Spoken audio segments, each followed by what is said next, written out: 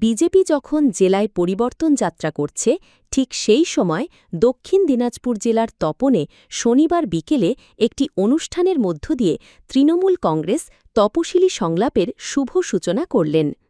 এদিন সবুজ পতাকা নাড়িয়ে তপশিলি সংলাপের সূচনা করেন দক্ষিণ দিনাজপুর জেলা পরিষদের সভাধিপতি চিন্তামণি বিহা, দক্ষিণ দিনাজপুর জেলা আদিবাসী তৃণমূল কংগ্রেসের সভাপতি সন্তোষ হাঁসদা সহ অন্যান্য নেতৃত্বরা। ভাঙতে চাইছে, মানুষের মধ্যে বিভেদ তৈরি করতে চাইছে, উন্নয়নের ধারাকে কোথাও রুখে দিতে চাইছে। কেন্দ্র সরকার যেভাবে বাংলার প্রতি বঞ্চনা করছে, আজকে এসআইআর এর নামে মানুষকে যেভাবে হয়রানির শিকার হতে হয়েছে, তার সমস্ত কিছুর উত্তর কিন্তু আমাদের 2026 সালের বিধানসভা নির্বাচনের ভোট বাক্সে দিতে হবে। যে তপশিলি সংলাপের যে গাড়ি ছিল সেই গাড়িটা আজকে শুভ আরম্ভ হলো।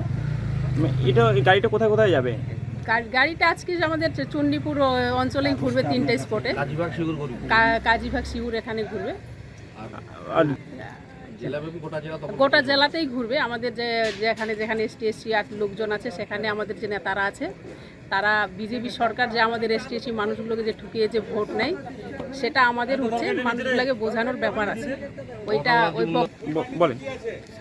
আমাদের মমতা ব্যানার্জি হচ্ছে যে উন্নয়ন করেছে, 15 বছর যে উন্নয়ন, সেই উন্নয়নের খতিয়ান মানুষের মাঝে পৌঁছে দেওয়া এবং আমাদের আদিবাসী মানুষ যাতে বঞ্চিত না হয় বা আমাদের মানুষদের যেন ভুল বুঝিয়ে যাতে ভোট না নেয়, এটাই আমরা ব্যবস্থা করি। এই সংলাপ কর্মসূচির অন্তর্গত ট্যাবলোটি তপন ব্লকের বিভিন্ন এলাকা ঘুরবে বলে জেলা তৃণমূল নেতৃত্বরা জানিয়েছেন।